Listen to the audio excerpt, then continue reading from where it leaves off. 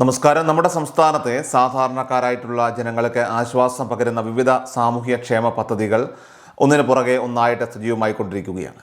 നിലവിൽ സർക്കാർ നടപ്പിലാക്കുന്ന പല സാമ്പത്തിക സഹായ പദ്ധതികളും ഗുണഭോക്താക്കളുടെ ബാങ്ക് അക്കൗണ്ടുകളിലേക്ക് നേരിട്ട് എത്തി തുടങ്ങിയിരിക്കുന്നുവെന്നത് ഏറെ സന്തോഷകരമായിട്ടുള്ള വാർത്തയാണ്. 1000 രൂപ മുതൽ 2000 രൂപ വരെയുള്ള വിവിധ ധനസഹായങ്ങൾ അർഹരായവരിലേക്ക് കൃത്യസമയത്ത് എത്തിക്കുന്നതിലൂടെ വലിയൊരു വിഭാഗം ജനങ്ങൾക്ക് അത് വലിയൊരു കൈത്താങ്ങായി മാറുകയാണ്. സർക്കാർ പ്രഖ്യാപിച്ചിട്ടുള്ള ഓരോ പദ്ധതിയും താഴെത്തട്ടിലുള്ള ജനങ്ങളിലേക്ക് കൃത്യമായി എത്തുന്നുണ്ടെന്ന് ഉറപ്പുവരുത്താനായിട്ട് കർശനമായിട്ടുള്ള നിരീക്ഷണ സംവിധാനങ്ങളാണ് ഇപ്പോൾ നിലവിലുള്ളത്. ഇതിൻ്റെ ഭാഗമായിട്ട് വിവിധ അറിയിപ്പുകൾ, പുതിയ അറിയിപ്പുകൾ, ഗുണഭോക്താക്കൾക്കുള്ള നിർദ്ദേശങ്ങളുമൊക്കെ തന്നെ കൃത്യമായിട്ടുള്ള ഇടവേളകളിൽ അധികൃതർ പുറപ്പെടുവിക്കാറുണ്ട്. അത് കൃത്യമായി മനസ്സിലാക്കി പ്രവർത്തിക്കുക എന്നത് ഓരോ ഗുണഭോക്താവിൻ്റെയും ഉത്തരവാദിത്തമാണ്. ഇപ്പോൾ സംസ്ഥാനത്ത് ഏറ്റവും അധികം ചർച്ച ചെയ്യപ്പെടുന്നതും സ്ത്രീകളുടെ ഇടയിലൊക്കെ തന്നെ വലിയ പ്രതീക്ഷ നൽകുന്നതുമായിട്ടുള്ള ഒരു പദ്ധതിയാണ് സ്ത്രീ സുരക്ഷാ വീട്ടമ്മ പെൻഷൻ പദ്ധതി. വീട്ടമ്മമാരുടെ സാമ്പത്തിക സ്വാശ്രയത്വം ഉറപ്പുവരുത്തുന്നതിനായിട്ട് സർക്കാർ ആവിഷ്കരിച്ച ഈ ജനപ്രിയ പദ്ധതി ഇതിനോടൊപ്പം തന്നെ വലിയൊരു വിജയമായി മാറിയിട്ടുണ്ട്.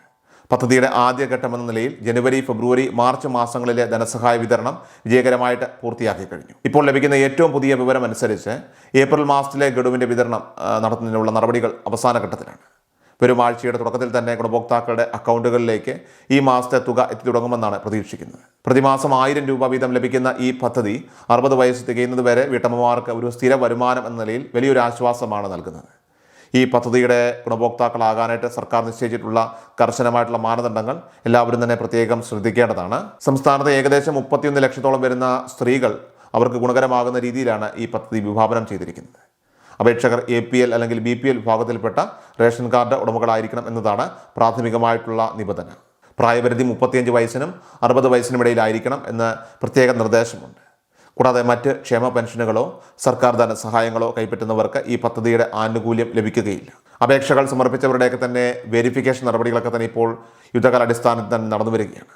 കൂടുതൽ പേർക്ക് വേഗത്തിൽ ഈ ആനുകൂല്യം ലഭ്യമാകുന്നതിനായിട്ട് പഞ്ചായത്ത്, നഗരസഭ തലങ്ങളിലൊക്കെ തന്നെ ഉദ്യോഗസ്ഥർ കാര്യക്ഷമമായിട്ട് പ്രവർത്തിച്ചു വരുന്നു. അപേക്ഷ സമർപ്പിച്ച എല്ലാവരും തന്നെ ശ്രദ്ധിക്കേണ്ട മറ്റൊരു പ്രധാന വശം അത് അപേക്ഷകളുടെ സ്റ്റാറ്റസ് പരിശോധിക്കുക എന്നതാണ്. നിലവിൽ ലഭിച്ച 18 ലക്ഷത്തോളം അപേക്ഷകളിൽ 81,000-ലധികം അപേക്ഷകൾ സാങ്കേതിക കാരണങ്ങളാൽ മടക്കിയതായിട്ട് വിവരങ്ങളൊക്കെ തന്നെ പുറത്തു വരുന്നുണ്ട്. നമ്മുടെ അപേക്ഷയിൽ എന്തെങ്കിലുമൊക്കെ പിശകുകൾ ഉണ്ടോ എന്ന് അറിയാനായിട്ട് സേവന എന്ന പെൻഷൻ വെബ്സൈറ്റ് സന്ദർശിക്കാവുന്നതാണ്. വെബ്സൈറ്റിലെ സ്ത്രീ സുരക്ഷാ പെൻഷൻ എന്ന ലിങ്ക് ക്ലിക്ക് ചെയ്തുകൊണ്ട് നിങ്ങളുടെ ആധാർ നമ്പറോ അല്ലെങ്കിൽ പെൻഷൻ ID-യോ നൽകിയാൽ അപേക്ഷയുടെ നിലവിലത്തെ സ്റ്റാറ്റസ് വ്യക്തമാക്കും. 1 ലക്ഷത്തോളം അപേക്ഷകൾ തിരുത്തലുകൾക്കായിട്ട് മാറ്റിവെച്ചിരിക്കുന്ന സാഹചര്യത്തിൽ ഓരോ അപേക്ഷകരും സ്വന്തം നിലയിലോ അക്ഷയ കേന്ദ്രങ്ങൾ വഴിയോ സ്റ്റാറ്റസ് പരിശോധിച്ച് അപാകതകൾ ഇല്ലെന്ന് ഉറപ്പുവരുത്തേണ്ടത് അത്യാവശ്യമാണ്. അപേക്ഷകൾ മടങ്ങാനുള്ള പ്രധാന കാരണങ്ങൾ പരിശോധിച്ചാൽ സമർപ്പിച്ച രേഖകളിലെ അക്ഷരത്തെറ്റുകളും ബാങ്ക് അക്കൗണ്ട് വിവരങ്ങളിലേക്ക് തന്നെ പൊരുത്തക്കേടുകളുമാണ് മുൻപന്തിയിലുള്ളത്. ആധാർ കാർഡിലെ പേരും ബാങ്ക് പാസ്ബുക്കിലെ പേരും തമ്മിലുള്ള വ്യത്യാസം, വ്യക്തതയില്ലാത്ത രേഖകൾ അപ്ലോഡ് ചെയ്യുക, ബാങ്ക് IFSC കോഡിലെ തെറ്റുകൾ തുടങ്ങിയ നിസ്സാരമായിട്ടുള്ള കാരണങ്ങളാൽ അർഹരായിട്ടുള്ള ആളുകൾക്ക് തുക ലഭിക്കാതെ പോകുന്ന ഒരു സാധ്യതയുണ്ട്. ഇത്തരം തെറ്റുകൾ കാരണം മടങ്ങിയ അപേക്ഷകൾ അടിയന്തരമായി തന്നെ തിരുത്തിക്കൊണ്ട് റീസബ്മിറ്റ് ചെയ്താൽ മാത്രമേ വരും മാസങ്ങളിലെ ധനസഹായം നിങ്ങൾക്ക് ലഭ്യമാവുകയുള്ളൂ. പലരും തുക അക്കൗണ്ടിൽ വന്നില്ല എന്ന് പരാതിപ്പെടുമ്പോഴും തങ്ങളുടെ അപേക്ഷ നിരസിക്കപ്പെട്ട വിവരം അറിയാറില്ല. അതുകൊണ്ട് തന്നെ വെബ്സൈറ്റ് വഴി കൃത്യമായിട്ടുള്ള പരിശോധനകളൊക്കെ നടത്തുന്നത് അതുവഴി ഇത്തരം പ്രതിസന്ധികളൊക്കെ തന്നെ ഒഴിവാക്കാനായിട്ട് സാധിക്കും. അവസാനമായിട്ട് സംസ്ഥാനത്ത് നിലവിലെ രാഷ്ട്രീയ സാമൂഹിക സാഹചര്യങ്ങളോ തെരഞ്ഞെടുപ്പ് പെരുമാറ്റച്ചട്ടങ്ങളോ ഇത്തരം ക്ഷേമ പദ്ധതികളെ ബാധിക്കില്ല എന്നുള്ള കാര്യം കൂടി ഗുണഭോക്താക്കൾ മനസ്സിലാക്കണം. മുൻപ് തീരുമാനിച്ചതും നിലവിൽ നടന്നുകൊണ്ടിരിക്കുന്നതുമായിട്ടുള്ള ധനസഹായ വിതരണങ്ങൾ, ആനുകൂല്യങ്ങളൊക്കെ തന്നെ തടസ്സമില്ലാതെ തുടരുന്നതാണ്. പുതിയ ഭരണ സംവിധാനങ്ങൾ വന്നാലും ജനക്ഷേമത്തിനായിട്ട് ആവിഷ്കരിച്ച ഇത്തരം വലിയ പദ്ധതികൾ നിർത്തലാക്കാറില്ല. പകരം അത് കൂടുതൽ കാര്യക്ഷമമായിട്ട് മുന്നോട്ട് കൊണ്ടുപോകാനാണ് ശ്രമിക്കാറുള്ളത്.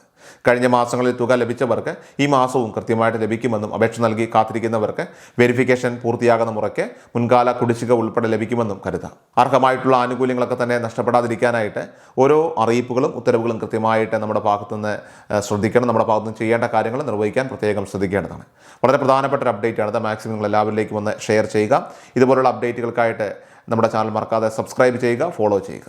കൃഷൽ മീഡിയ എല്ലാ ദിവസവും വാർത്തകളും അറിയിപ്പുകളും ഡെയിലി അപ്ഡേറ്റ്സും ലഭിക്കാൻ ഇപ്പോൾ തന്നെ ചാനൽ സബ്സ്ക്രൈബ് ചെയ്യുക, ഫോളോ ചെയ്യുക. നിങ്ങളുടെ ലൈക്കും ഷെയർ നൽകി ഞങ്ങളെ സപ്പോർട്ട് ചെയ്യുക. നിങ്ങളുടെ അഭിപ്രായങ്ങൾ കമന്റ് ബോക്സിൽ രേഖപ്പെടുത്തുക.